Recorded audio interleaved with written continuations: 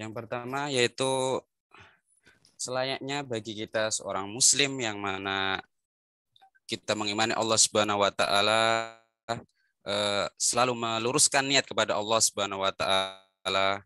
Dan yang kedua, untuk Bapak ikhwan atau bapak-bapak jika tidak berhalangan dimohon atau untuk menyalakan kameranya atau dan juga menonaktifkan mic saat acara berlangsung. Kemudian selanjutnya bagi audien untuk mencatat poin-poin penting mengenai pemaparan Ustadz Abu Salma hafidhullah taala. Kemudian selanjutnya jika ada pertanyaan bisa diajukan melalui kolom chat, atau jika ingin bertanya langsung bisa mengaktifkan tombol raise hand kemudian membuka mic-nya.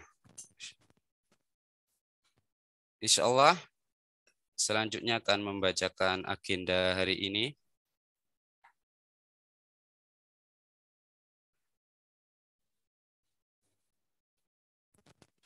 Alhamdulillah kita telah membuka susunan acara hari ini dengan doa dengan bacaan bismillah. Kemudian pada jam 9 sampai jam 9 sampai jam 9:05 pembacaan tata tertib kajian yang sudah berlalu, kemudian dilanjutkan dengan pembukaan susunan acara dan selanjutnya pemaparan pemateri dari jam 9:05 hingga jam 10:05. Kemudian dilanjutkan sesi tanya jawab pada jam 10:05 hingga jam 10:30. Kemudian dilanjutkan dengan sesi penutup pada jam 10:30 hingga jam 10:40. Barakallahu fikum. Alhamdulillah telah hadir di hadapan kita Ustadz Abu Salma Muhammad selaku pemateri hari ini. Bagaimana kabar antum Ustadz? Narakumullah khair. Alhamdulillah sehat walafiat. Alhamdulillah, barakallahu fikum Ustadz. Nah, insyaallah beliau Ustadz Abu Salma selaku pemateri pada kajian BIUMI hari ini. Nah, insyaallah kita akan membacakan riwayat pendidikan studi yang mana beliau S1 dalam bidang biologi ITS Institut Teknologi 10 November Surabaya.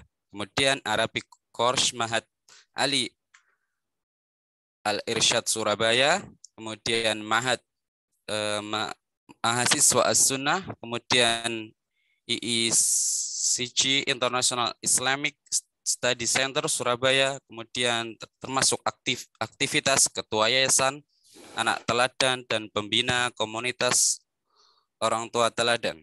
Kemudian sekretaris MDI Multaqa Duat Indonesia.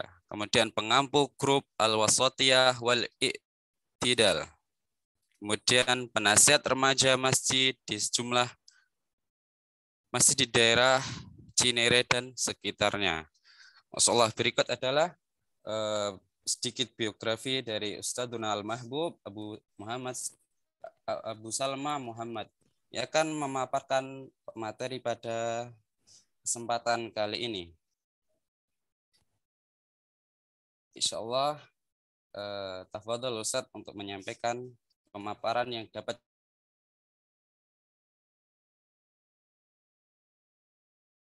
tafadhol barakallahu fikum. Nah, muwafiq barakallah, jazakallah khair. Ya. Bismillah, assalamualaikum warahmatullahi wabarakatuh.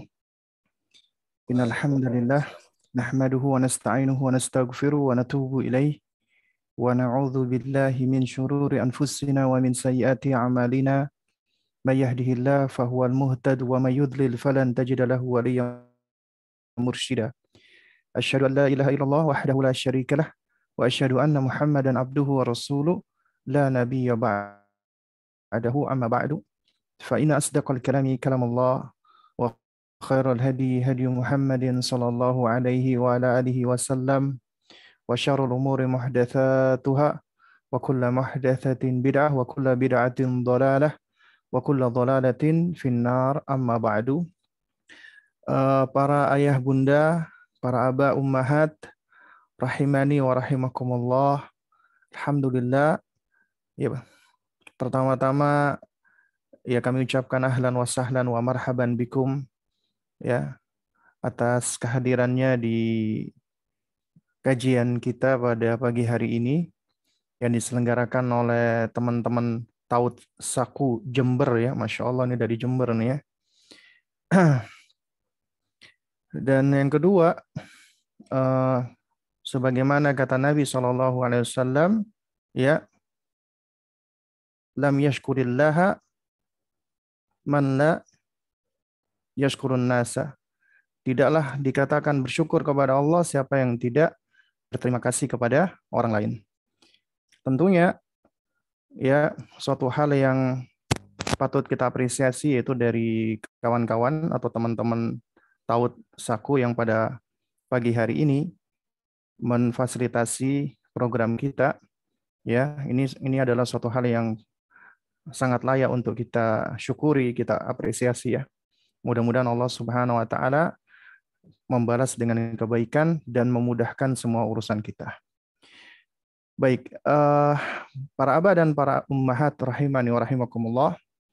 Di pagi hari ini kita akan berbicara ini ya tentang memaksimalkan waktu liburan anak ya. Dan kita tahu ya bahwasanya di dalam aktivitas apapun, baik itu belajar, termasuk bekerja, pasti ada masa libur. Ya, pasti ada waktu untuk libur. Dan libur ini suatu hal yang sangat dibutuhkan ya oleh manusia. Karena manusia itu ya Allah ciptakan tabiatnya mudah bosan. Dan semua manusia pasti akan mengalami kebosanan. Dan kebosanan itu adalah kondisi yang monoton ya. Kondisi yang terus-menerus berulang-ulang. Kemudian akhirnya menyebabkan seseorang itu menjadi merasa tidak nyaman, merasa penat, merasa letih, bahkan menimbulkan ketidakbahagiaan. Ya. Sehingga solusinya adalah harus apa? Harus libur. Harus break. Manusia itu nggak bisa terus-terusan bergerak. Dia butuh untuk istirahat. Ya, nggak bisa dia terus berjalan. Dia butuh untuk duduk. Dia butuh untuk berbaring.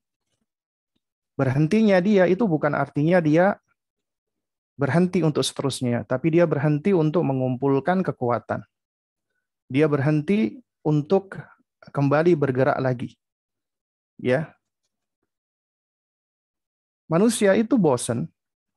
Ya, karena memang ketika kita dihadapkan dengan suatu aktivitas yang berulang, itu aja, sehingga akhirnya kita pun jadi kesulitan untuk bisa fokus, ya, sehingga akhirnya kita menjadi nggak senang dengan sesuatu hal tersebut, ya.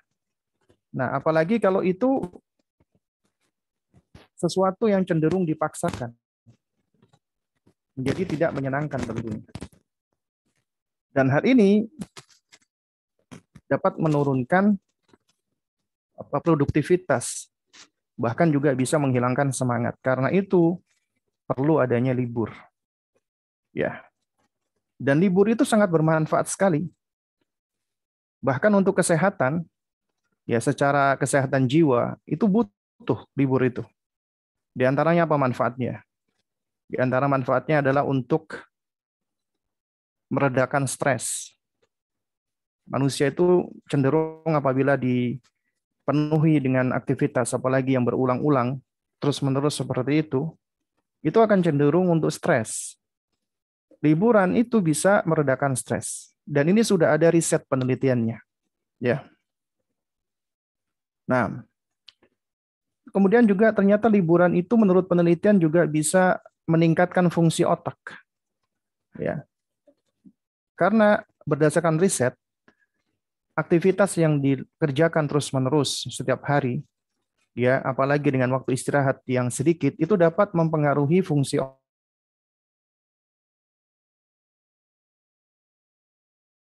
akhirnya dapat menurunkan konsentrasi. Nah, dengan adanya liburan, ya, dengan waktu yang cukup, maka ini dapat menyegarkan kembali, dapat membantu otak untuk berfungsi lagi dengan baik. Sehingga akhirnya kita bisa lebih fokus lagi, lebih energik lagi, dan lebih produktif. Ya. Bahkan juga dalam hal kesehatan jantung, itu liburan juga butuh dan penting. Karena juga ada riset tuh, penelitian, ternyata liburan itu bisa menurunkan risiko penyakit atau kesehatan jantung. Ya. Termasuk tekanan darah tinggi. Ya. Dan juga ada riset juga disebutkan juga bisa memperkuat imunitas tubuh. Ya. Karena seseorang yang terlalu banyak bekerja itu bisa menimbulkan stres. Nah, stres itu akan menyebabkan ya kemampuan tubuh melemah, ya imunitas tubuh melemah. Akhirnya gampang kena flu, gampang sakit, ya. Nah, ini semua adalah hal-hal yang secara penelitian atau riset ya dapat kita ketahui bahwasanya liburan itu bukanlah suatu hal yang perlu tapi harus ada, ya. Dan tujuannya adanya liburan ini adalah untuk apa? Untuk penyegaran kembali, ya, untuk menyegarkan dan kita mengumpulkan lagi yang namanya semangat.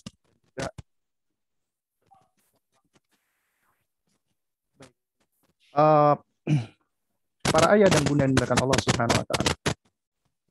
Kalau kita perhatikan ya bagaimana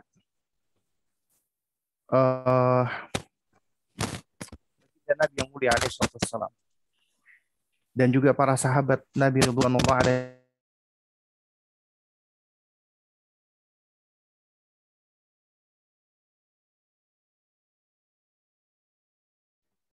ya baik ya, ini kok sempat di mute ya. Ya, kita bisa perhatikan bagaimana Rasulullah SAW itu beliau begitu memahami tentang kondisi manusia. Nabi SAW itu ketika memberikan kajian itu enggak setiap hari. Tapi Nabi melakukan dengan cara yaitu berselang-seling, bervariasi. Ya, untuk apa? Untuk menghilangkan kebosanan. Ya. Juga yang menarik adalah kita bisa perhatikan nih di dalam hadis yang menceritakan tentang sahabat yang mulia Hamdalah. Ya. Di mana Hamdalah radhiyallahu taala anhu beliau pernah suatu ketika berkata, "Ya Rasulullah, wahai Rasulullah, qad nafaqa Hamdalah." Ya, Hamdalah telah berbuat nifak ya Rasulullah. Hamdalah telah berbuat kemunafikan. Kemudian ditanya oleh Rasulullah, kenapa bisa demikian? Ya Hamdalah. Lalu kemudian Hamdalah menceritakan ya bahwasanya Rasulullah ketika kami berada di sisi Anda, ya, maka seakan-akan kami selalu mengingat Allah. Seakan-akan surga dan neraka itu bisa kami saksikan. Namun ketika kami pulang ke rumah, maka kami pun bercanda, tertawa dengan anak-anak kami dan keluarga kami, bermain-main dengan mereka. Ya. Nah, sehingga itulah Hamdalah mengatakan bahwasanya beliau telah munafik. Rasulullah SAW ketika mendengarkan ucapan Hamdalah ini, beliau pun tersenyum. Ya. Dan beliau mengatakan, ya Hamdalah, sa'atan. Wahai Hamdalah, sa'atan. Ada saatnya, ada waktunya. Ya. Kemudian kata Nabi SAW, ya, sekiranya keadaanmu selalu seperti keadaan kalian ketika bersama denganku, ya, maka niscaya para malaikat akan turun dan menyalami kalian semua. Ya, kalau kalian senantiasa dalam kondisi ya selalu bersama dengan Nabi SAW. Ini menunjukkan bahwasanya manusia memang demikian kondisinya. Artinya ketika manusia itu sedang berada dengan orang-orang yang saleh, orang-orang yang baik, maka biasanya akan mempengaruhi kesolehan dan kebaikan tersebut. Demikian pula ketika manusia sedang berkumpul dengan keluarganya, itu juga sama, ya, demikian. Ya. Maka dia pun akan cenderung untuk bermain, bergembira dan bersenang-senang. Yang Rasulullah SAW miliki ya, yang tentunya dari Allah ya, merupakan wahyu, di mana Nabi sangat mengetahui tentang karakteristik manusia. Bahkan kalau kita perhatikan bagaimana Nabi SAW ketika mendidik sahabatnya agar tidak bosan, ya sebagaimana diriwayatkan oleh Imam Bukhari rahimahullahu taala, ya dikatakan bahwasanya kana Nabiyyu alaihi salatu wassalam yatakhawwaluna bil mau'izati fil ayyam. Ya. Nabi SAW itu beliau biasa menyelang-nyelangi hari, mengatur hari di dalam memberikan nasihat. Kenapa? Karahata samati alaina. Karena beliau enggak suka atau khawatir akan membuat kami menjadi bosan. Subhanallah. Jadi Nabi SAW itu enggak setiap hari ngisi kajian, enggak setiap hari beliau memberikan nasihat, enggak. Beliau bisa melihat momen-momennya. Dan ini pula yang dipraktekkan oleh para sahabat Nabi ridwanullah alaihim ajmain. Ya. Di antara yang kita bisa lihat nih, Abdullah bin Mas'ud radhiyallahu taala anhu. Abdullah bin Mas'ud beliau tuh punya majelis. Ya. Yang mana beliau sampaikan itu di setiap pekannya, itu di setiap hari Kamis. Kemudian salah satu murid beliau berkata kepada Abdullah bin Mas'ud, "Ya Abu Abdurrahman, wahai Abu Abdurrahman," itu kunyahnya Abdullah bin Mas'ud. Ya. "Lawadittu annaka dzakartana kulla yaumin." Ya Abu Abdurrahman, sungguh alangkah senangnya aku apabila Anda itu sudi mengajarkan kami setiap hari. Kemudian apa ucapan Abdullah bin Mas'ud? Ya. Dia mengatakan, "Ama innahu yamna'uni min dzalika anni akrahu an umillakum." Tahukah kalian apa yang membuatku tidak mau melakukan itu? Yang mencegah aku melakukan hal tersebut, yaitu mengisi kajian tiap hari. Alasannya apa? Anni akrahu an umillakum. Aku nggak suka aku membuat kalian menjadi bosan. Ataqawwalukum. Dan aku ya mengatur, menyelang-langi jadwal tersebut. Ya, yakni bil mau'idhah, di dalam memberikan nasihat. Kama kana Nabi sallallahu alaihi wasallam yatakhawwaluna biha makhafata as-samati alaina.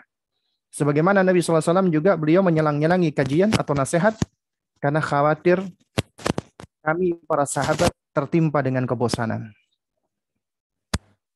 Nah, ini menunjukkan bahwasanya yang namanya variasi, ya, dan juga pentingnya kita untuk mengetahui kapan harus bergerak, kapan harus berjalan, kapan harus berlari, kapan harus duduk, kapan harus berbaring. Itu suatu hal yang harus diketahui oleh kita sebagai manusia. Karena kita bisa seterusnya atau selamanya berjalan. Kita perlu untuk duduk beristirahat, mengumpulkan kekuatan. Tapi ya jemaah sekalian, yang dikhawatirkan itu adalah ketika seseorang pertama, dia terlalu menforsir, dia terlalu ngoyo, atau dia dipaksa. Sehingga akhirnya dia tidak menyenangi dengan apa yang dia kerjakan, apa yang dia lakukan. Akhirnya dia pun ketika berhenti, bukan untuk beristirahat, bukan untuk libur, tapi benar-benar quit, berhenti. Enggan lagi untuk melangkah, enggan lagi untuk berjalan. Ini tentunya yang tidak kita harapkan. Dan juga yang tidak kita harapkan pula adalah orang, ya taruhlah ya seorang penuntut ilmu, dia semangat belajar, Tapi kemudian ketika dia istirahat, ketika dia libur dari belajarnya, liburannya itu ternyata mempengaruhi dia. Ya. Dia terpedaya dengan liburan tersebut. Akhirnya menyebabkan apa? Menyebabkan dia enggan atau malas lagi untuk belajar. Itulah yang disebut dengan futur. Karenanya jangan sampai libur menjadi futur. Ini yang kita khawatirkan. Ya apalagi ini anak-anak kita ini ya yang biasanya belajar atau di pondok. Itu seringkali yang namanya liburan itu bukan momen yang dimaksudkan dengan manfaat dari liburan supaya anak-anak itu bisa refreshing kembali, mengumpulkan kekuatan lagi agar ketika mereka kembali belajar semangat. Enggak. Tapi seringkali malah liburan itu menjadi penyebab mereka malah menjadi futur.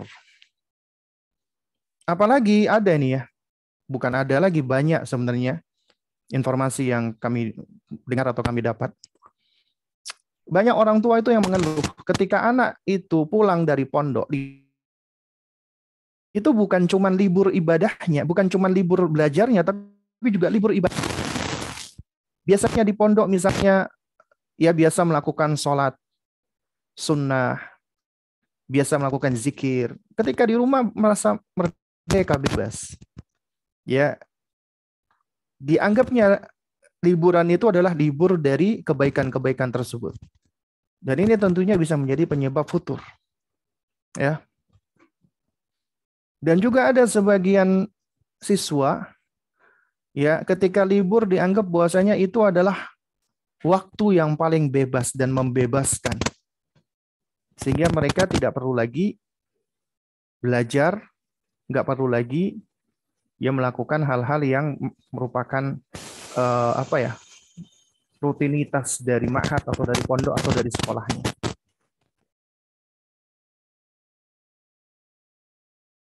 Tidak lepas dari peran orang tua yang cenderung membiarkan atau malah memfasilitasi anak jatuh ke dalam kefuturan. Ya. Kalau kita perhatikan, futur itu penyakit. Ya, kata futur itu kalau dari sisi bahasa Arab itu berasal dari kata fatarah. Apa artinya? Artinya adalah ya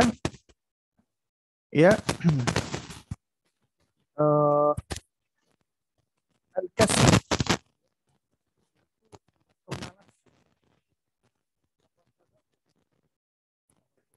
Kayak malas itu enggan untuk melakukan sesuatu. Mungkin mager istilahnya ya, malas gerak ya. Ya. Wat tarohi. Ya tarohi itu apa ya istilahnya kayak ketika bergerak itu lamban. Misalnya dia melakukan sesuatu itu kan biasa dengan kecepatan biasa. Nah itu dia berlamban-lamban. Ya, ya. Jadi semua makna ini menunjukkan kemalas.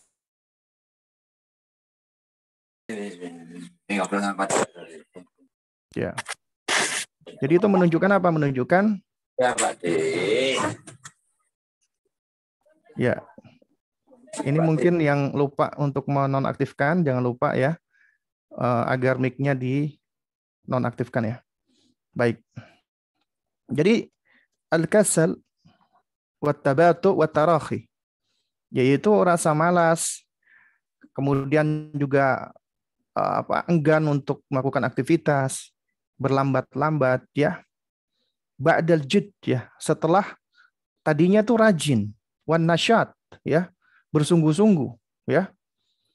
Lalu kemudian apa? Lalu kemudian malah tidak mau lagi bergerak gitu loh. Malas untuk bergerak, itu futur. Nah, seringkali libur itu malah menyebabkan hal ini. Ya. Nah, Allah Subhanahu wa taala ketika mensifati malaikat, malaikat itu Allah sifati la yafturun, tidaklah pernah futur.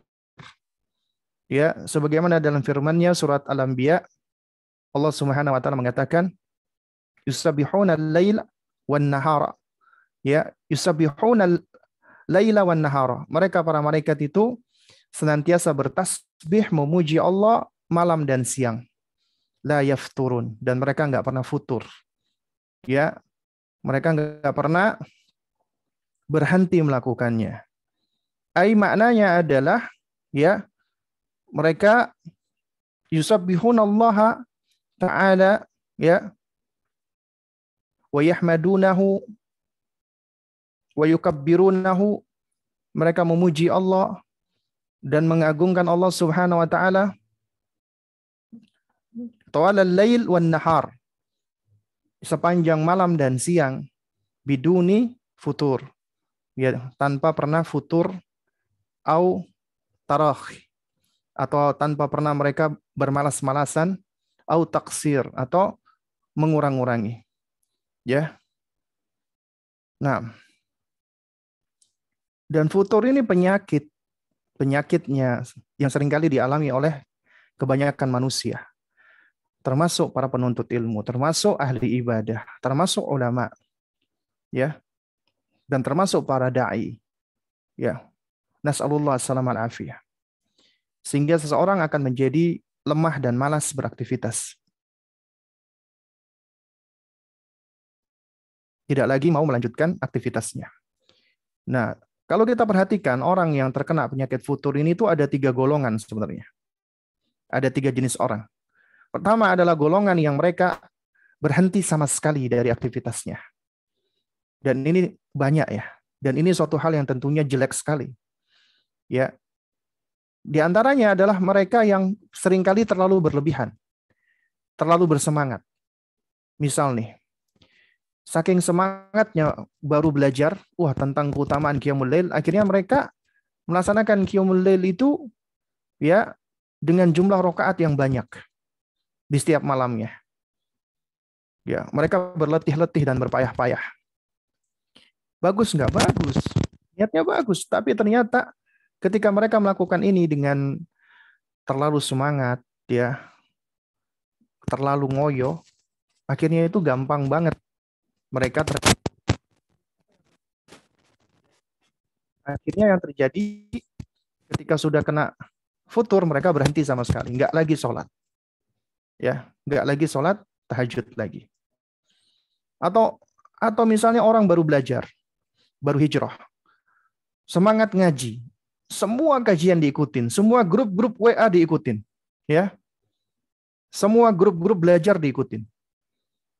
Apa yang terjadi? Awalnya dia semangat, kemudian setelah beberapa pekan dia kelabakan. Ya, alih-alih dia mengikuti satu, akhirnya dia berhenti, nggak diikutin lagi semua pelajaran yang ada di grup itu. Lebih baik ikutin 1-2 grup tapi intens. Ya, lebih baik dia sholat tahajud 2 rakaat tapi dia lakukan terus-menerus. Itu lebih baik. Sebagaimana kata Nabi SAW, ya, ahabul a'mali adwamuha wa in qallah. Amal yang dicintai Allah adalah amalan yang langgeng, continue, berkesinambungan meskipun itu nggak banyak, meskipun itu sedikit. Ya. Nah, lalu kemudian ada golongan kedua, golongan yang kena futur, dia malas, dia patah semangat, tapi dia nggak berhenti sama sekali. Ya, dan ini banyak juga. Ya, dia malas, tapi kemudian alhamdulillah ketika dia bertemu dengan teman baik, bangkit lagi semangatnya. Ya. Nah, kemudian yang ketiga ini golongan minoritas. Yaitu golongan yang ketika kena futur, dia berhenti sejenak, mengumpulkan kekuatan, tidak surut ke belakang, dan kemudian dia memaksakan diri untuk terus merangsak maju. Dan ini adalah ya tentunya sangat sedikit sekali. Ya. Dan anak-anak kita tentunya sangat mudah sekali untuk terkena futur, apalagi ketika libur. Ya. Kalau kita coba telisik, kenapa sih kita itu mudah sekali terkena futur? Sebenarnya semua problematika yang kita alami itu sebenarnya nggak lepas dari 2 hal utama. Tidak lepas dari 2 penyebab utama, 2 sebab utama. Apa itu? Pertama, karena tendensi kita, niat kita kurang ikhlas atau tidak ikhlas. amalan yang dikerjakan, dilakukan tidak dengan ikhlas, niatnya nggak benar, itu biasanya nggak akan langgeng. Nggak akan langgeng. Ya, tidak akan continue. Makanya kalau kita misalnya dalam kondisi kita terpuruk, jatuh, bisa jadi karena ternyata selama ini yang kita lakukan kurang ikhlas. Maka kita telisik hati kita. Dan minta pertolongan kepada Allah agar Allah ya membersihkan hati kita, menjaganya dan memeliharanya agar tetap bisa ikhlas dan bisa menjaga keikhlasan. Ya. Nah, karena itu nggak heran ya kalau sekelas Imam Sufyan Ats-Tsauri rahimahullah sampai mengatakan, ya, ma alajtu syai'an asyaddu min niyati. Belum pernah aku itu memperbaiki sesuatu yang lebih berat daripada niatku. Ya. Karena itu memang berat. Yang kedua, biasanya seseorang itu dia seringkali jatuh kepada kesalahan, terpuruk, adalah karena yang dia lakukan ternyata tidak benar. Tidak punya landasan. Nggak ada tuntunan. Ya, nggak ada dalilnya. Akhirnya itu yang menyebabkan dia menjadi gampang sekali futur. Karena dia melakukan amalan yang nggak ada manfaatnya. Nggak berguna. Kenapa? Nggak berangkat di atas dasar ilmu. Amalnya tertolak mardud, bahkan yang ada malah mendapatkan dosa. Malah menghantarkan dia kepada kesesatan. Karena beramal tanpa ilmu. Kita tahu bahwasanya syarat ibadah itu dua kan. Ikhlas sama mutaba'ah atau shawab. Ikhlas karena Allah dan mengikuti Rasulullah atau benar di dalam beribadah. Ini kunci loh ternyata untuk semua permasalahan kita. Semua problematika kita. Apapun itu. Umumnya karena dua sebab ini. Misal contoh. Percekcokan rumah tangga. Istri dan suami cekcok. Berantem. Konflik. Bahkan sampai-sampai udah mau mengeluarkan kata talak, cerai. Ketahuilah itu nggak lepas dari yang namanya penyakit hati. Yaitu nggak ikhlas di dalam melaksanakan pernikahan. Dia melakukan nikah itu mungkin punya tendensi-tendensi lain. Bukan karena Allah. Sehingga akhirnya sesuatu yang tidak dilakukan karena Allah nggak langgeng. Makanya dikatakan, ya,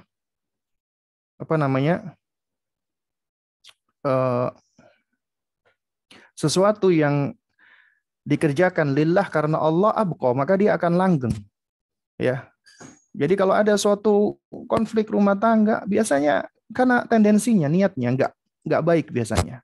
Salah satunya atau kedua-duanya. Atau yang kedua, karena nggak punya ilmu atau keliru di dalam berilmu dan mempraktekkan ilmu. Atau contoh misalnya, cekcok di dalam persahabatan juga sama. Pertama karena tendensi, niat. Yang kedua karena ternyata cara bersahabatnya yang nggak benar. Masalah pendidikan anak yang misalnya suka begini dan suka begitu. Maksudnya anak yang suka membantah, suka ngelawan dan lain sebagainya juga sama sebenarnya. Nggak lepas dari dua hal ini. Yaitu hilangnya keikhlasan dan juga karena lemahnya ilmu. Ini dua problem utama. Ya, ini adalah dua sebab yang menjadi problem ya atau akar dari berbagai macam problem. Dan selain itu juga ketergantungan hati kepada dunia. Ya. Ketergantungan hati kepada dunia. Ini juga sama. Ini juga kembalinya sebenarnya juga kepada hati. Ya. Juga bisa menyebabkan seseorang menjadi futur. Ya. Atau tidak selektif di dalam bersahabat, apalagi di dalam mencari guru, di dalam belajar, atau hidup di tengah-tengah masyarakat yang rusak. Ini juga sangat mudah sekali terkena dengan futur. Ya, atau bersahabat dengan orang-orang yang jelek, orang-orang yang buruk. Atau meremehkan dosa.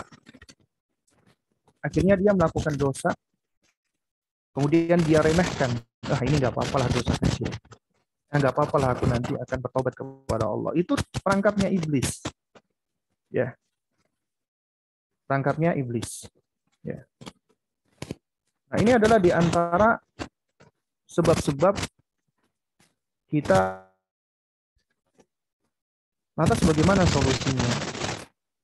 Ya, di antara solusinya adalah yang pertama haruslah tajdidul iman, memperbarui keimanan.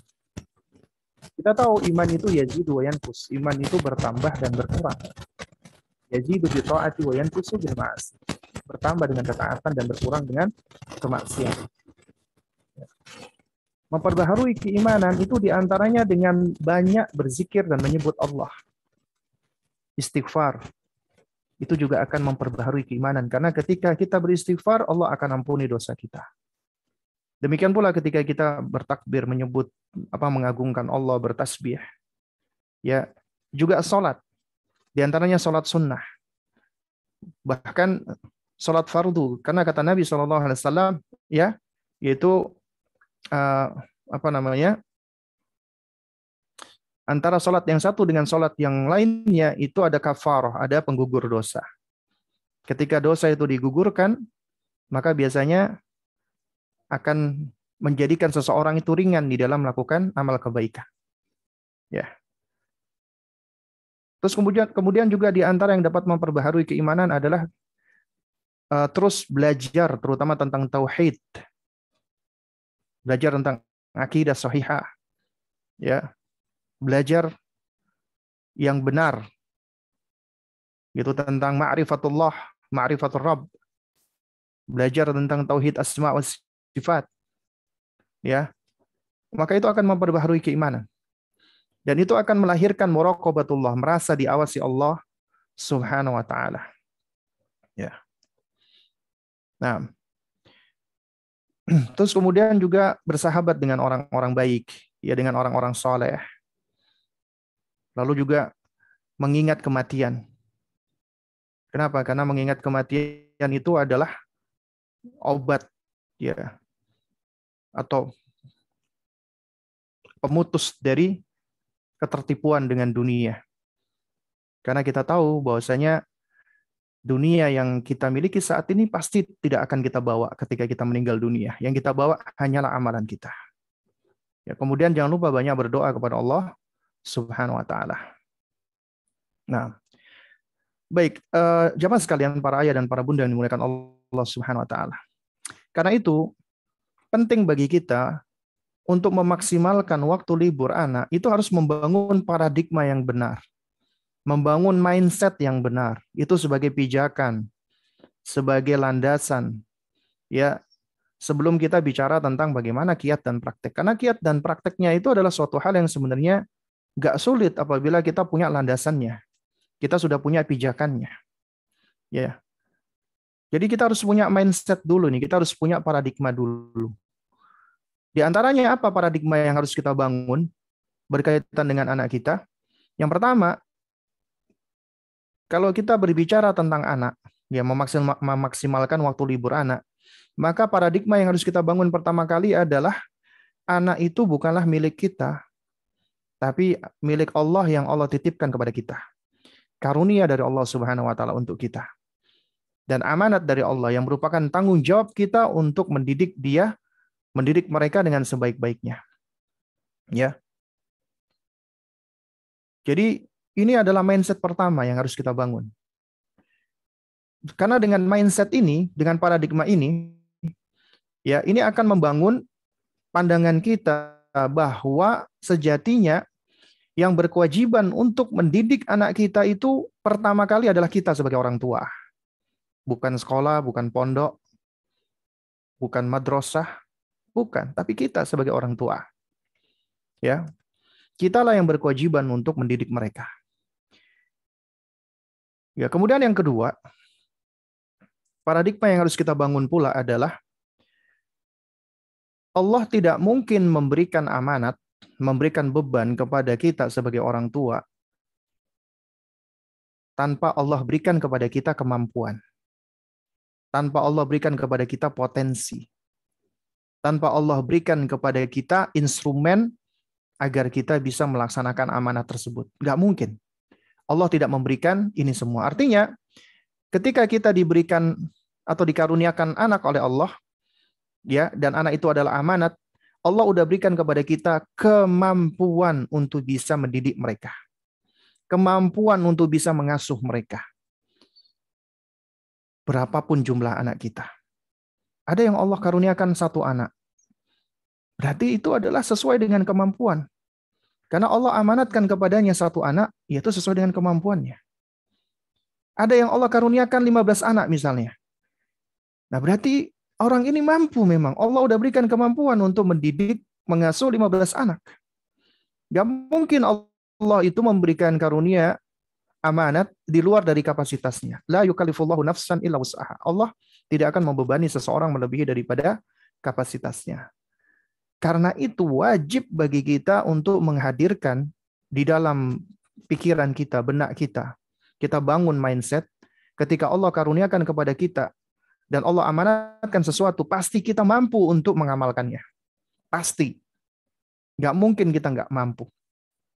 Kalau ada orang tua yang mengeluh, kenapa aku diuji sama anak, kenapa anakku kok kayak gini, kenapa anakku kok kayak begitu.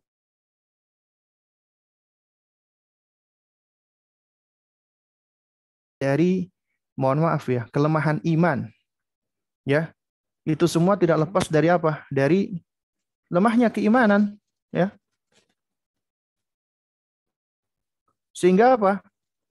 Sehingga itulah yang menyebabkan seseorang itu dia merasa bahwasanya dirinya tidak mampu untuk melaksanakan atau mengemban ya amanat dari Allah Subhanahu wa taala. Kemudian yang ketiga, ya, bahwasanya mendidik anak, mengasuh anak, amanat bersama kedua orang tuanya. Bukan salah satunya, bukan cuman bundanya, bukan cuman ayahnya, tapi kedua-duanya. Allah mengkaruniakan anak itu kepada kedua orang tuanya. Karena itu tidak benar apabila ada salah satu dari orang tua mengatakan atau menganggap bahwa anak itu tanggung jawabnya istri. Tugas aneh suami cuma cari nafkah. Itu nggak benar. Ya, itu bahkan termasuk kekeliruan yang besar. Ya. Dan ini termasuk abai dari tanggung jawab pendidikan.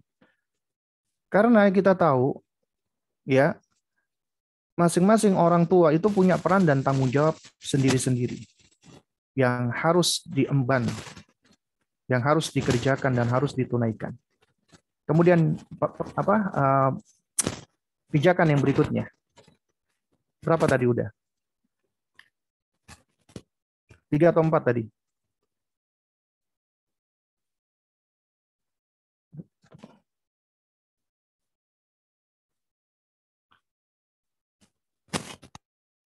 Tiga ya? Oh, suaranya banyak noise-nya ya?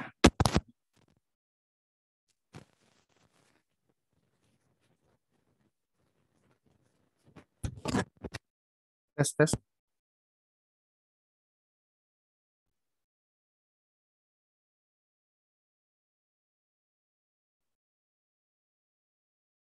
Suaranya tidak terdengar.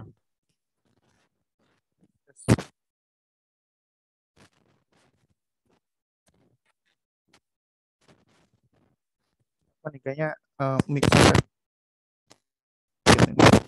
ya.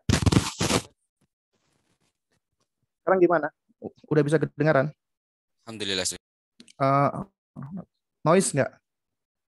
Jernih sekarang. Oh baik, alhamdulillah. Baik. Kemudian yang berikutnya, ini ke berapa sekarang ini? 3 atau 4 nih? 4 ya? Lupa. Iya itu sabar. Yang berikutnya adalah ya bahwa rumah itu adalah tempat pendidikan pertama dan utama bagi anak. Ini mindset, paradigma. Jadi bukan sekolah, bukan pondok, tapi rumah. Institusi pendidikan dan pertama bagi manusia. Tempat belajar manusia pertama kali adalah rumah. Sekolah karakter pertama kali bagi anak manusia adalah rumah. Rumah adalah pendidikan tempat pendidikan pertama bagi manusia. Karenanya, ya, jangan sampai kita punya pandangan tempat belajar anak itu di sekolah, bukan, tapi pertama kali di rumah. Rumah tempat belajar pertama kali. Baitul Ulum, ya, Baitul Ilmi pertama kali itu adalah rumah. Ya, bukan sekolah.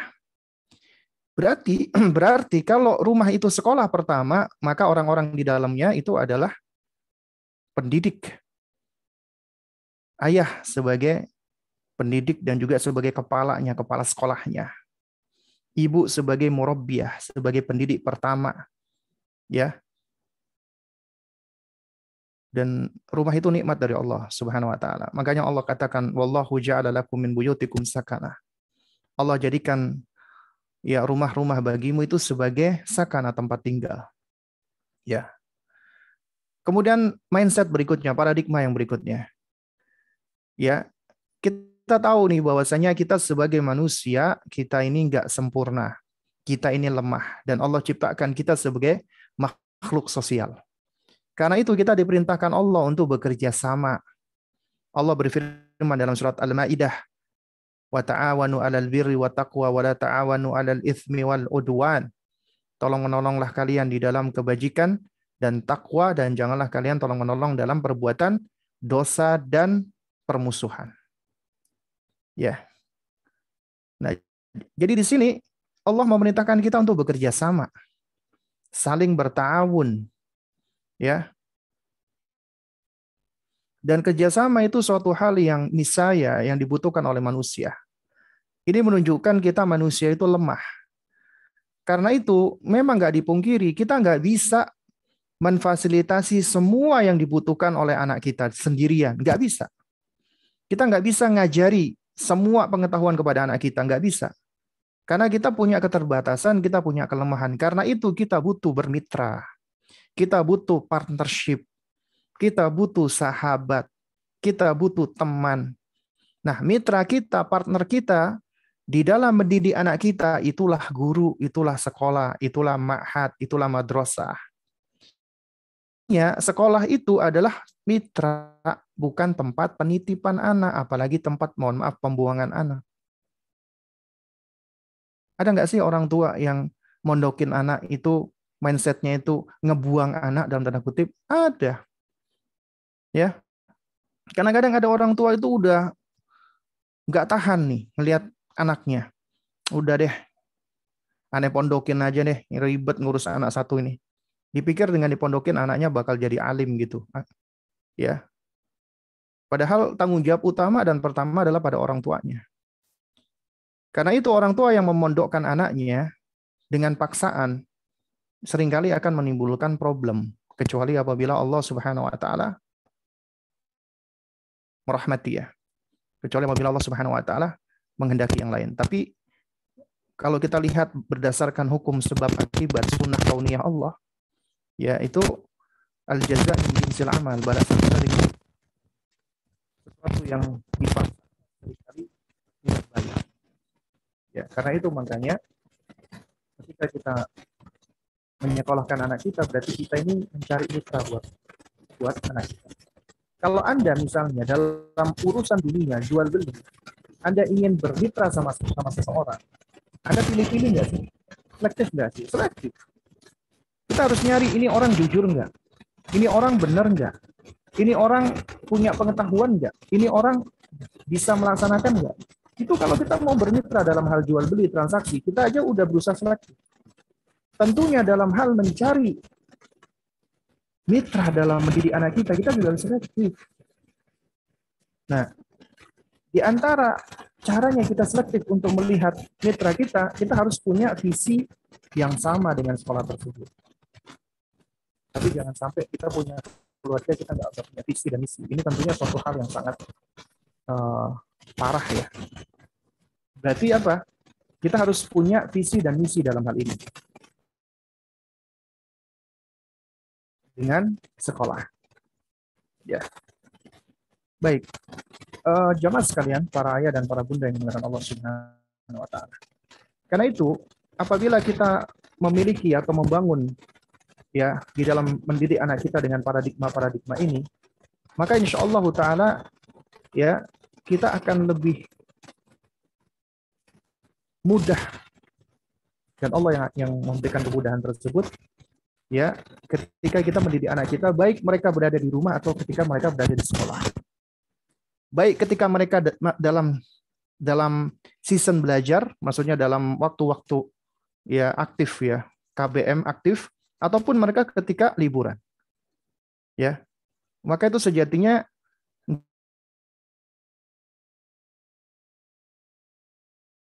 partnership antara sekolah dan orang tua. Karenanya jamaah sekalian muliakan Allah, jangan sampai ketika liburan itu ternyata menjadi sarana bagi anak itu mereka jatuh kepada futur atau kefuturan. Jangan sampai ketika mereka itu liburan, mereka juga turut libur. Ibadahnya libur, adabnya libur, belajarnya libur, semuanya libur. Apalagi ini anak-anak putri ini, ya, yang dipondokkan SMP atau SMA, di pondok nggak boleh ada gadget. Pulang ke rumah dikasih gadget. Setiap hari ngabisin nonton drakor, ya, atau nonton yang lainnya. Akhirnya apa? Ketika mau balik ke pondok udah hilang semangatnya. Kenapa? Karena imannya menyusut. Selama liburan isinya maksiat terus. Akhirnya siapa yang kelimpungan?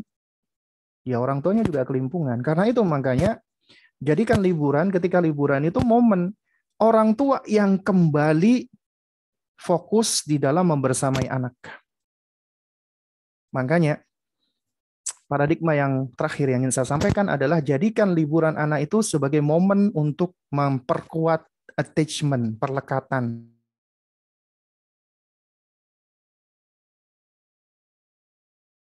Ya, agar bonding dan attachment orang tua dan anak itu tetap kuat.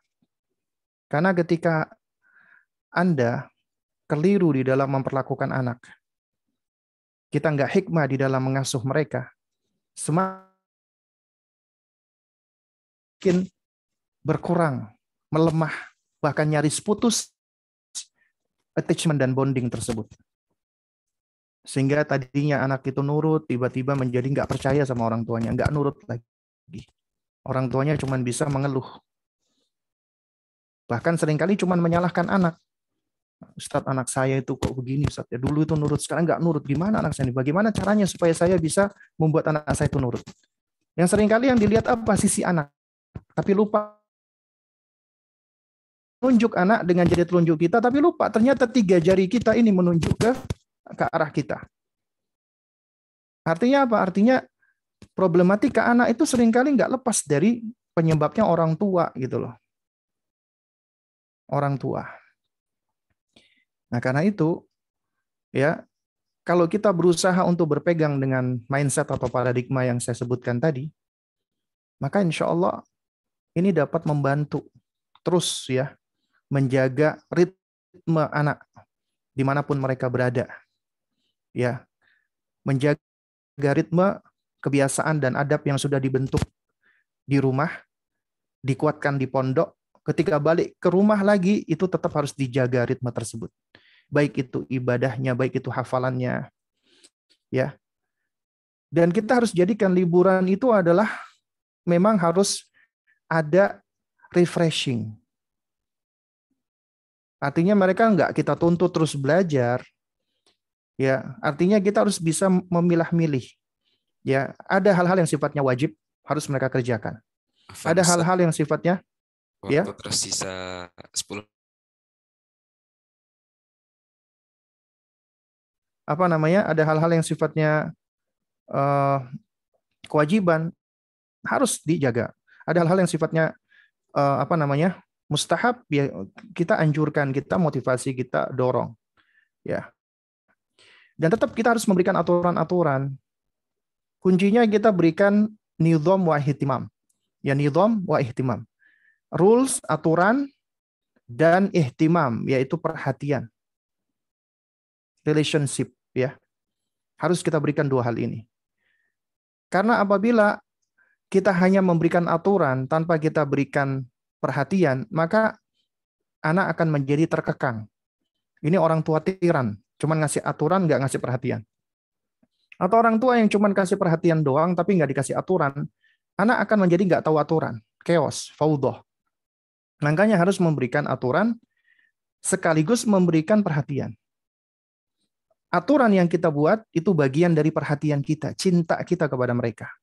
Kita memberikan aturan, ya itu sebagai bentuk kita itu memperhatikan mereka, ya, mencintai mereka dan menyayangi mereka.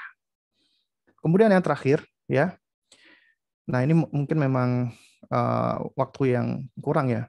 Cuman ingin saya sampaikan di sini adalah, ya, uh, ketika anak liburan, maka hendaknya orang tua juga harus meluangkan waktu, bukan mencari waktu luang ya, meluangkan waktu membersamai anak, ya. Juga termasuk ayahnya, karena ayahnya nggak mesti kan harus kerja. Terus waktu-waktu dia pulang ke rumah atau di weekend dia libur, maka dia harus meluangkan waktu dengan anaknya. Harus membersamai anak. Dan ini juga sesuai dengan usianya anak, ya. Intinya apabila itu anak-anak adalah di usia 7 tahun ke bawah, maka kita mengikuti kaidah, ya, la apa namanya? La la ibnaka fi sab'in, ya, wa adibu fi sab'in wa sahibu fi sab'in. Bermainlah dengan anakmu di 7, kemudian bersahabatlah di 7 tahun ketiga. Kalau anak kita sudah balik SMP atau SMA, mondok, kemudian dia pulang ke rumah, maka jadilah sahabat yang baik bagi anak-anak kita. Bersahabat, musohabah. Jadi pendekatannya adalah pendekatan sahabat, ya, karena mereka sudah balik sebenarnya. Dan anak-anak sudah balik, maka kita harus perlakukan dia seperti orang dewasa. Kita berikan kepercayaan, kita berikan tanggung jawab dan seterusnya. Baik, mungkin ini bisa saya sampaikan ya. Nanti insya Allah poin-poin berikutnya kita akan lebih gali lagi di sesi tanya jawab. Silakan. Saya kembalikan kepada Akhuna Abel Arya sebagai moderator kita. Nah, Ustaz, barakallahu fikum atas pemaparannya yang Masya Allah memukau hati kita, yang dapat memberikan arahan kepada kita bagaimana mengurus anak dengan baik. Dan juga banyak yang hal-hal penting yang kita tidak ketahui mengenai mengurus anak. Contohnya misalnya dengan liburan dapat memperbaiki psikologis anak maupun kesehatan anak. Masya Allah, barakallahu fikum Ustaz, yang pemaparannya memaksimalkan waktu liburan anak. Dan insya Allah kita akan melanjutkan untuk sesi tanya jawab dengan Abah dan Umah. Silahkan yang ingin mengajukan pertanyaan, silahkan mengaktifkan tombol raise hand dan mic-nya atau melalui kolom chat. Barakallahu fikum. Silahkan.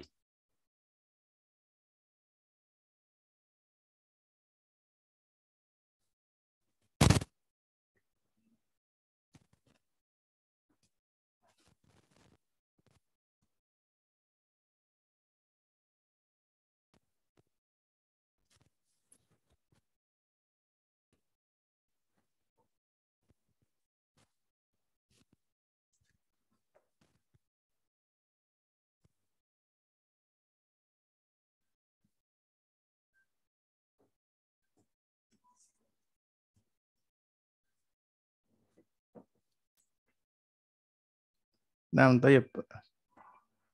Kalau nggak ada yang tanya, saya yang tanya ya.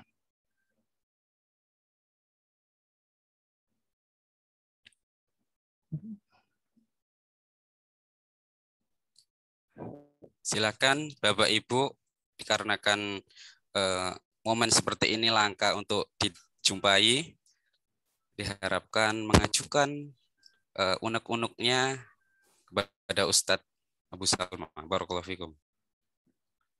Nah, itu kalau bisa dikoreksi, ini majelis tanya jawab, bukan majelis unek-unek ya.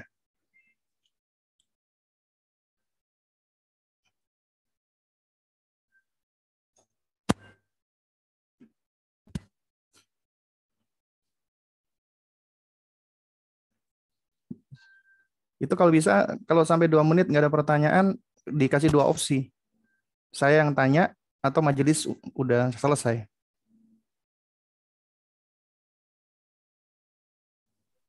Mungkin dari panitia mempunyai pertanyaan mengenai tema kajian hari ini.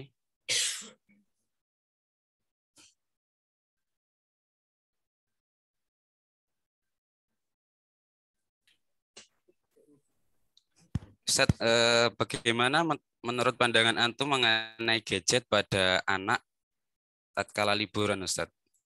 Apakah bisa disalurkan dalam hal yang positif atau negatif? Barakallahu fikum. Wafik barakallah. Apakah gadget bisa disalurkan dalam hal positif atau negatif? Ya bisa dong. Positif bisa, negatif bisa. Nah, pertanyaannya itu aja. Nah, Ustaz. Enggak, Insyaallah kalau barakallahu ditanya fikum. apakah bisa disalurkan negatif dan positif, ya pastinya bisa. Cuman kalau ditanya bagaimana penggunaan gadget untuk anak-anak ketika liburan, ya jawabannya adalah pertama, ketika gadget itu diberikan kepada anak kita, ya gadget diberikan kepada anak-anak, ya kita sebagai orang tua yang memfasilitasi harus tahu dulu dong apa tujuannya, apa manfaatnya Anda memberikan gadget.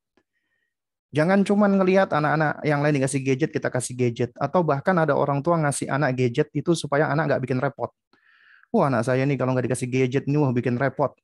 Akhirnya apa? Untuk menghindarkan kerepotan dikasih gadget agar anak repot. Jadi akhirnya anak lebih senang dengan gadgetnya. Dan itu ternyata mempengaruhi anak secara negatif. Ujung-ujungnya orang tua hanya bisa menyesal doang. Atau mengeluhkan anaknya. Padahal ya kita itu sebagai orang tua ketika memfasilitasi sesuatu kepada anak itu harus dengan pertimbangan dan tanggung jawab. Orang tua yang bijak, ya, dia harus ngerti ini bahwasanya gadget itu sama seperti pisau, bisa digunakan untuk hal-hal yang baik, bisa digunakan untuk hal-hal mubah, bisa digunakan untuk hal-hal buruk ataupun jelek. Kalau Anda punya anak, anak Anda misalnya masih kecil nih, belum bisa menggunakan pisau. Menurut Anda bijak nggak Anda kasih pisau? Ini nak, buat kamu mainan. Bijak nggak? Ada nggak orang tua yang mau memperlakukan anaknya seperti itu? Nggak mau, karena bahaya. Takut nanti dia ngiris kalau nggak tangannya, dia melukai orang lain. Karena dia belum tahu cara mempergunakan pisau. Karena itu orang tua yang bijak adalah dia juga tidak serta-merta melarang anaknya. Nggak boleh kamu jangan main pisau. Pisau bahaya buat kamu. Pokoknya nggak boleh. Jadi seakan-akan dimutlakkan tidak boleh. Padahal pisau juga bermanfaat. Bisa melatih anak. Melatih dia untuk mempergunakan pisau untuk mengiris bawang, untuk lain sebagainya. Itu kan juga skill. Karena itu orang tua yang bijak adalah dia harus bisa, ya, ketika memberikan pisau tersebut dia dampingi, dia ajari bagaimana cara penggunaannya. Ya. Agar apa? Agar pisau tersebut tidak melukai dirinya. Demikian pula dengan gadget. Ketika Anda kasih gadget, Anda harus dampingi dong. Anda harus berikan aturan. Anda harus berikan rules, ya, nizam. Dan Anda harus sudah perhatikan dan pertimbangkan dampak-dampaknya. Bukan orang tua yang bijak ngasih gadget dibiarkan begitu saja. Dan juga bukan orang tua yang bijak, anak itu dilarang secara mutlak nggak boleh pakai gadget. Loh, bukannya bagus Ustadz, anak dilarang pakai gadget ya saat ini. Ada orang yang mutlak nggak boleh pakai gadget. Tapi ini nggak bijak. Karena kita sekarang berada di zaman yang berbeda dengan zaman dahulu. Zaman ini gadget itu adalah istilahnya umurun ta'ummu balwah. Perkara yang sudah merebak. Anda melarang secara mutlak anak Anda pakai gadget, Anda nggak akan bisa melarang seterusnya. Karena suatu ketika dia pasti akan bisa mendapati gadget. Ketika Anda larang, kemudian dia dapati gadget entah dari temannya, dia akan bisa meluapkan antusiasmenya dia dan juga yang semisalnya dengan gadget tersebut. akhirnya dia malah jadi ketagihan sama gadget. Ya, artinya ketika dia bergadget ria, dia ketemu gadget, ya dia nggak tahu aturan-aturannya. Kenapa? Karena Anda larang dia. Yang lebih baik adalah orang tua ketika memfasilitasi gadget itu ada manfaatnya, maka kita fasilitasi dia di dalam perkara yang bermanfaat dan kita jauhkan dari perkara yang tidak bermanfaat atau yang madharat. Karena itu penting adanya aturan, ya, dan aturan ini tentunya disesuaikan dengan usia anak dan kebutuhan. Ya, anak di bawah 2 tahun nggak perlu dikasih gadget, ngapain? Malah berbahaya buat mereka, buat perkembangan mata mereka juga berbahaya. Gadget itu mulai dari radiasinya, kemudian apa namanya pergerakan layar ya ketika dia lihat YouTube misalnya, itu masih belum baik untuk anak di bawah 2 tahun. Kemudian anak 2 sampai 7 tahun. Ya boleh diperkenalkan gadget tapi maksimal 1 jam. Kontennya juga harus dipilih. Konten yang bermanfaat, ya, yang tidak mengandung maksiat. Nah, kemudian 7 sampai 10 tahun ya maksimal 2 jam. Ya 7 sampai 14 tahun. Kemudian 14 tahun dia sudah kita berikan pondasi, maka kita boleh kasih dia gadget. Jangan masih TK udah dikasih gadget iPhone 12 lagi yang mahal. Ya. Akhirnya apa? Anak ini ternyata tanpa kita sadari udah kita fasilitasi kepada keburukan gitu loh. Dan ketika udah kita fasilitasi kepada keburukan, kita sebagai orang tua yang seringkali malah jadi malah jadi kayak seakan-akan yang disalahkan anak, padahal kita yang memfasilitasi gitu ya. Nah, wallahu a'lam bishawab.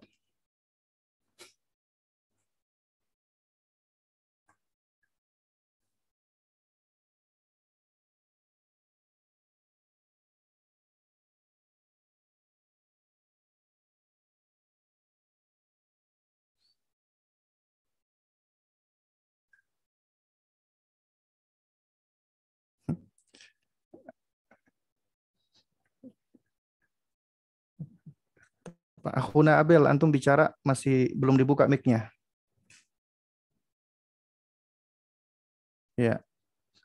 Toyib, yang untuk mempersingkat waktu ini ada pertanyaan ya. Nah, Ustaz. Silakan, Ustaz. Bagaimana jika orang tua dan mitra sudah berusaha memberikan yang terbaik untuk anak, baik perilaku maupun dalam memberikan hak pada anak, namun qadarullah anak masih saja menguji istilahnya. Apa yang harus dilakukan ketika mengalami peristiwa seperti itu, Ustaz? Jazakumullah khair. Ya sabar, anak ujian bagi orang tuanya. Ya, anak emang ujian buat orang tuanya. Dan ini juga menjadi sarana pembelajaran bagi kita. Karena sejatinya kita itu ketika mendidik anak kita tuh sebenarnya sedang mendidik diri kita sendiri. Anda ingin mengajarkan kesabaran pada anak Anda, tapi ternyata Anda nggak sabar menghadapi dia. Lantas bagaimana Anda bisa mengajarkan kesabaran kalau Anda tidak bersabar menghadapi dia? Anda ingin mengajarkan anak Anda supaya berbicara baik, ya, tapi ternyata Anda nggak bisa berbicara baik ketika menghadapi dia. Ketika Anda gemes, ketika Anda sudah pusing, ya, ingat ya jamaah sekalian, anak itu adalah bentukan yang satu dari orang tuanya, ya, dan mereka itu sangat dipengaruhi oleh kita orang tua, ya. Dahulu, ya, salah seorang salaf bernama Itban, beliau pernah berkata, ya, inna uyubahum ma'qudatun bi'aibika. Sesungguhnya aib-aib mereka, anak-anakmu, itu terikat dengan aibmu. Di dalam lafaz yang lain, ya, di dalam riwayat yang lain disebutkan inna uyunahum ma'qudatun bi'ainika. Sesungguhnya pandangan mata mereka itu terikat dengan pandangan mata kamu, mata Anda. Ya, wal hasanu indahum ma fa'alta. Ya, kebaikan menurut mereka itu apa yang engkau kerjakan. Wal qabihu indahum ma tarakta, dan keburukan menurut mereka apa yang engkau tinggalkan. Jadi ternyata kalau kita perhatikan nih ya tentang ilmu perkembangan anak ya. Ya, itu anak di usia di bawah 7 tahun, mereka itu belum mampu membedakan baik dan benar. Ada mutamyiz bainal khata' was shawab. Karena makanya dikatakan belum tamyiz. Ya. Tugas kita adalah yang mendidik dan mengajarkan anak tersebut agar mengenal yang baik dan yang benar, yang salah dengan yang benar, yang berbahaya dengan yang bermanfaat. Itu tugas kita sebagai orang tua. Nah, tapi kita seringkali salah kaprah ketika mendidik anak kita. Kita itu cuma menganggap mendidik itu dengan lisan doang, dengan nasihat doang, dengan perkataan doang.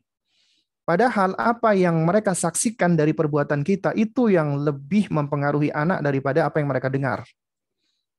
Ya, satu perbuatan yang kita tunjukkan itu lebih gamblang daripada 1000 nasihat yang kita ucapkan. Makanya para ulama mengatakan, ya, al-uswatul hasanah ablagh min alafil mawaid.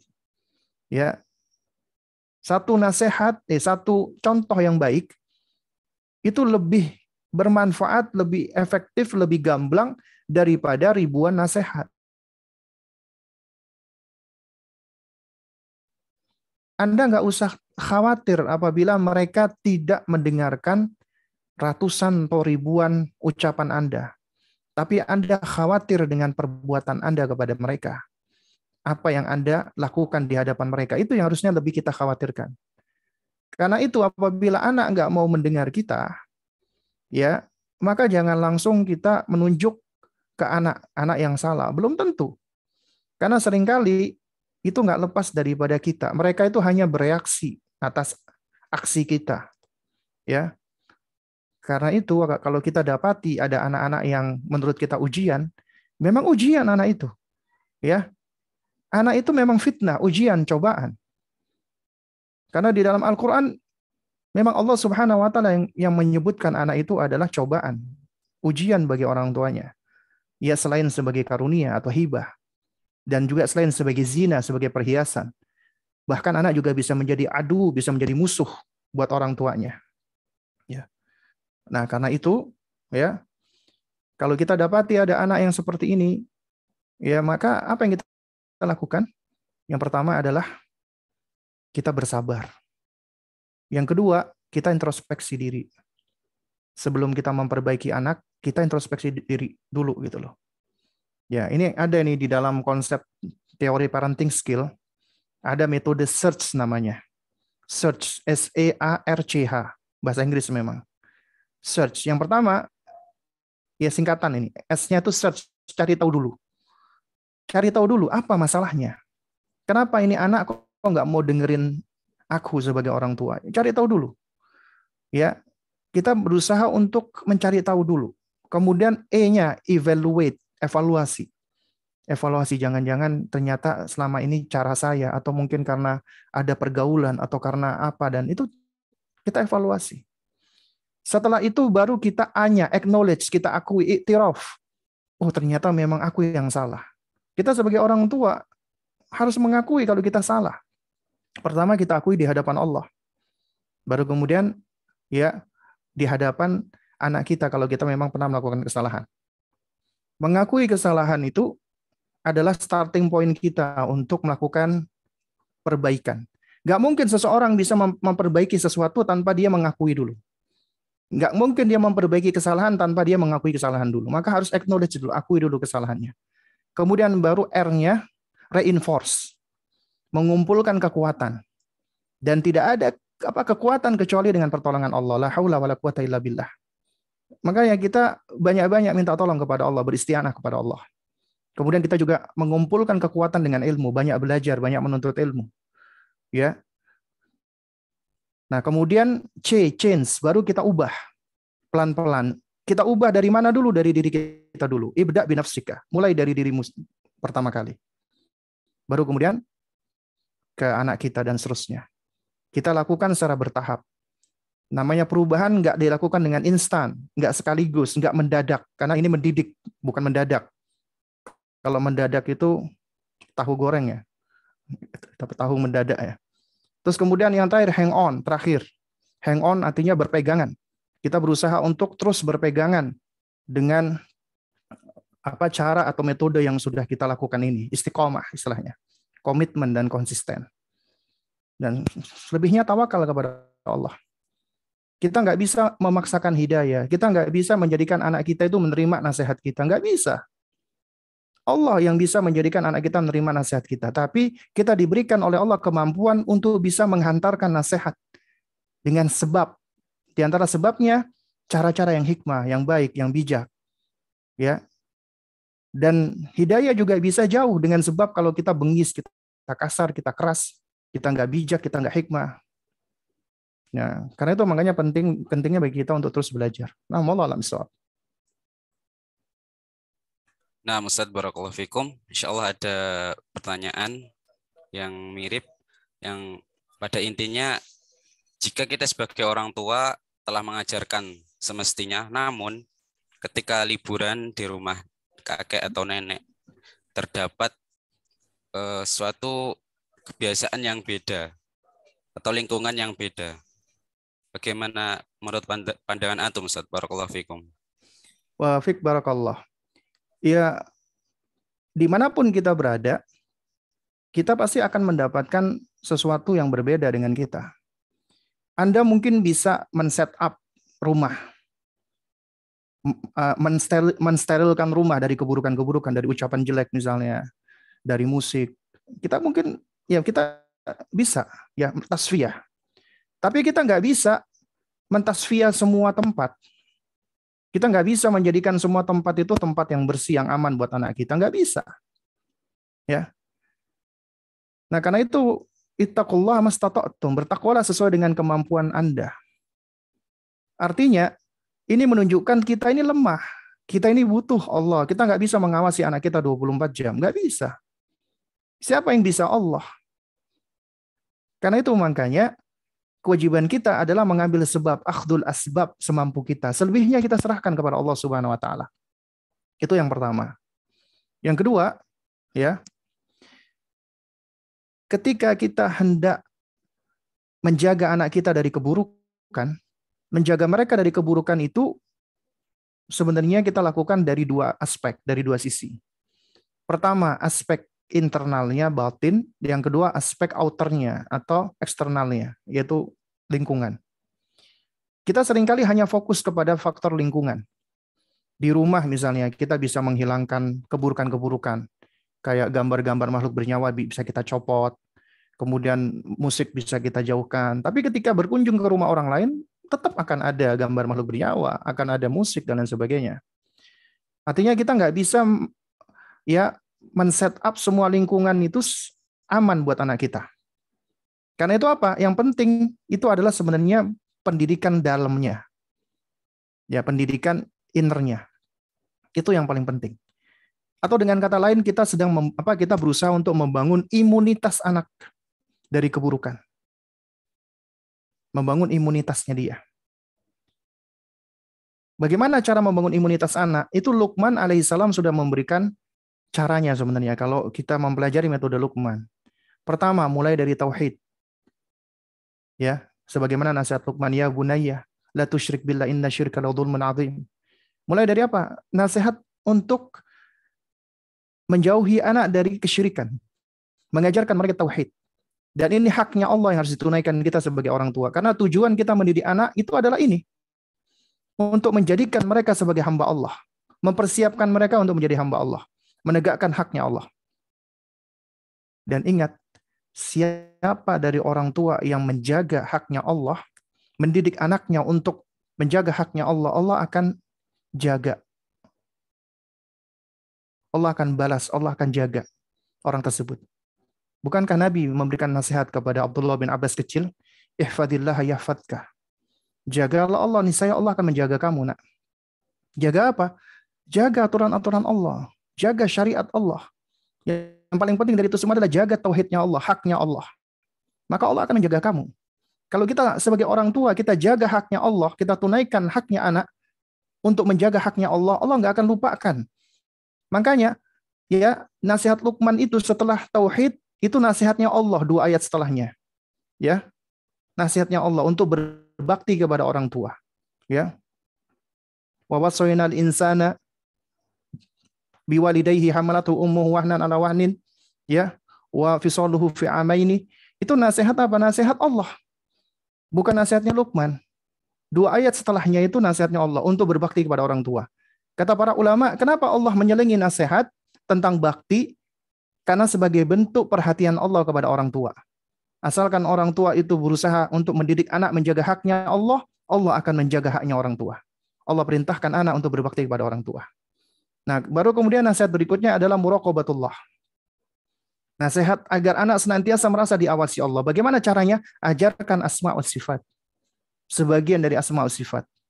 Allah Al-Alim, Allah Al-Basir, Allah As-Sami. Diajarkan. Ya. Sesuai dengan kemampuan pemahaman mereka. Di antara metode Luqman di sini tamtsil. Dengan metode tamtsil. Ya. Kemudian yang berikutnya adalah aqimis sholat, tegakkan sholat, ibadah. Ajarkan mereka tentang konsepsi ibadah. Ibadah itu bukan sekedar kewajiban, tapi kebutuhan. Allah memerintahkan kita untuk beribadah. Allah nggak butuh dengan ibadah kita, tapi kita butuh beribadah kepada Allah. Kita butuh untuk senantiasa bisa terhubung dengan Allah, terkoneksi dengan Allah. Dari mana? Dengan sholat di antaranya. Kemudian yang berikutnya adalah amar ma'ruf nahi mungkar. Ini di antara cara kita membangun imunitas. Amar ma'ruf nahi mungkar. Ajarkan mereka berani beramar ma'ruf nahi mungkar. Karena betapa banyak orang tua mengeluh. Ini anak udah diajarkan kebaikan. Ya, tapi ketika dia di sekolah pulang bawa omongan kotor. Orang tuanya pusing, aduh gimana Ustadz anak saya suka ngomong kotor. Itu di antaranya apa? Karena anak itu masih lemah. Makanya kita ajarkan wajib untuk beramar ma'ruf nahi mungkar. Sebagaimana Luqman mengajarkan. Itu akan menjadikan anak itu menjadi pribadi yang kuat, yang tangguh. Karena ketika dia ketemu temannya mengucapkan kata kotor, dia nggak akan niru, dia malah mengingkari temannya. Kemudian dinasihati oleh Luqman di nasihat terakhir, wasbir ala ma asabak. Bersabarlah kamu atas apa yang akan menimpa kamu. Karena ketika anak ini beramar ma'ruf nahi mungkar pasti akan ditimpa dengan ujian. Dimusuhi, dibully, dijelekkan, itu udah ujian. Ajarkan.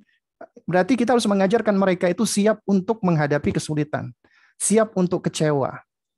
Itu penting untuk kita ajarkan agar membangun resiliensi, menjadi anak yang tangguh, yang kuat.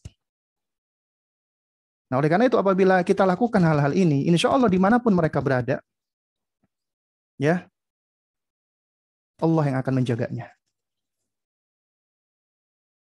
Insya Allah Ta'ala. Jadi kita nggak usah khawatir ketika di rumah kita nggak kenalkan gadget yang buruk, kemudian mereka ketemu sama temannya, mereka main gadget. Kalau mereka misalnya tertarik, ya itu manusiawi. Tinggal bagaimana sekarang kita berupaya untuk terus mengarahkan anak kita dengan sebaik-baiknya. Ya, karena kita sebagai manusia nggak mungkin bisa terlepas dari yang namanya kesalahan atau dosa, nggak mungkin. Nabi sudah mewanti-wanti kita. Kita ini makhluk yang akan terus-menerus melakukan kesalahan. Sebagaimana kata Nabi, kullu bani Adam khata'. Setiap anak keturunan Adam itu khata'. Khata' itu bukan sekali dua kali melakukan salah, bolak-balik. Tapi Nabi sudah memberikan solusinya. Wa khairul khata'ina tawwabun, dan sebaik-baik yang melakukan kesalahan itu bertaubat kepada Allah. Ya. Kembali kepada Allah Subhanahu wa taala, yaitu taubat kepada Allah. Nah, wallahu a'lam bishawab.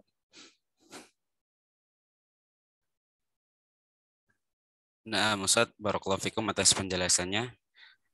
Insya Allah ada pertanyaan terakhir, Ustaz. Bagaimana menurut antum? Masih siap? Insya Allah. Insya Allah. Jazakumullah khairan atas ilmunya, Ustaz. Mohon izin bertanya. Kemana anak-anak para nabi dan sahabat dan salafus soleh itu liburan, Ustaz? Dan apa hikmah di balik ajaran ke tempat liburan atau safar tersebut? Barakallahu fikum. Barakallah. Kalau ditanya mereka liburan ke mana, ya Allah musta'an, ya. Jadi yang perlu kita pahami bersama ya bahwa jika kita mempelajari sejarah ya, sirah, juga termasuk sirahnya para sahabat, ya. Kita lihat tuh bagaimana sahabat-sahabat junior mereka menghabiskan waktunya dengan hal-hal yang bermanfaat, ya. Itu sebenarnya kalau kita mempelajari bagaimana metode Nabi SAW di dalam berinteraksi dengan anak-anak, itu mengandung pelajaran yang sangat luar biasa sekali. Kalau saya ditanya, di mana para sahabat itu liburan? Saya nggak tahu, ya, mau liburannya di mana gitu kan? Ya, Namun kalau ditanya apakah para sahabat itu mereka itu berlibur? Iya, dengan dalil-dalil yang umum. Ya, karena jangan cuma dianggap liburan itu berarti apa jalan-jalan doang, enggak. Ketika seseorang misalnya pulang dari jihad, kemudian bertemu dengan keluarganya, itu sudah merupakan bagian dari apa liburan, ya. Juga ketika seseorang misalnya ada seorang ulama, dia mengajar ya setiap hari dengan majelis yang berbeda-beda, kemudian dia pulang ke rumahnya itu juga libur, ya. Nah, jadi jangan dianggap liburan itu haruslah ada waktu liburan yang pekanan, bulanan. Enggak. Artinya setiap kali kita itu sedang beristirahat dari sesuatu aktivitas, itu sejatinya kita sedang libur. Kita sedang roh beristirahat, mengumpulkan kekuatan. Ya. Nah, juga demikian anak kita di pondok ketika mereka belajar, bukan artinya mereka nggak ada liburnya. Ketika mereka istirahat siang, mereka istirahat malam, itu libur. Tapi memang ada waktu-waktu mereka butuh libur dari aktivitas yang rutin tadi, ya, sehingga mereka perlu untuk pulang ke rumah ketemu sama keluarga, ya. Jadi kalau ditanya apa kemana para sahabat liburan anak-anak sahabat, ya saya nggak tahu ya liburannya ke mana gitu ya. Tapi kalau ditanya apakah mereka liburan, ya mereka insya Allah liburan. Mereka berlibur. Tinggal kita apa namanya memaknai maksud dari libur itu seperti apa. Ya, Allah alam shawab. Nah, Ustaz, barakallahu fikum atas penjelasannya. Insya Allah akan memberikan manfaat bagi kita sebaik mungkin, terkhusus untuk Abi dan Umi yang di rumah dalam membina anak-anaknya dengan baik. Yasarallah umurana wa umurakum. Insyaallah qabla al-ihtitam. Ada sedikit titipan dari panitia.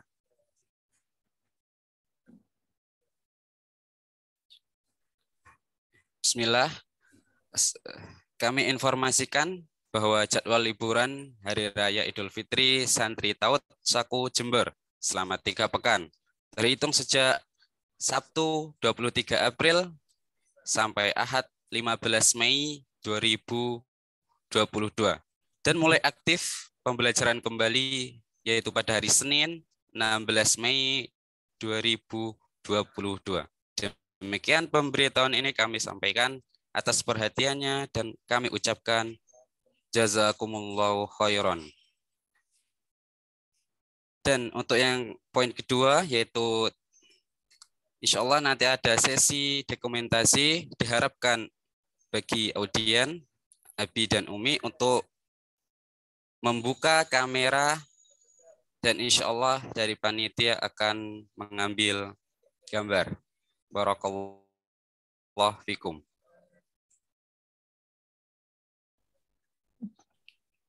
Saya pamit ya, berarti ya. Jazakallah khairan Ustaz atas pemaparannya.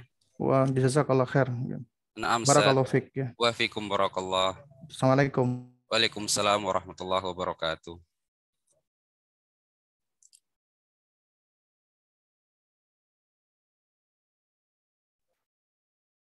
Kami ulangi sekali lagi, dimohon untuk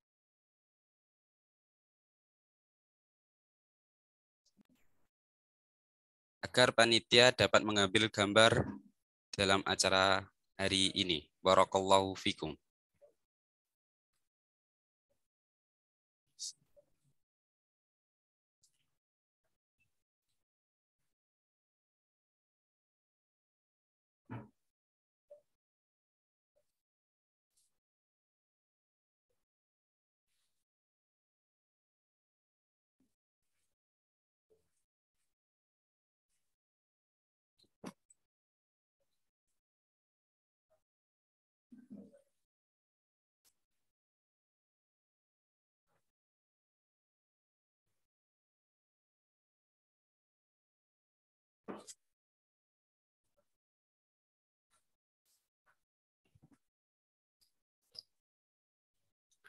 Nah, barakallahu fikum atas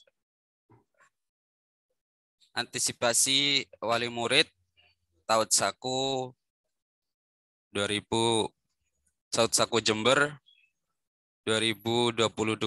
insya Allah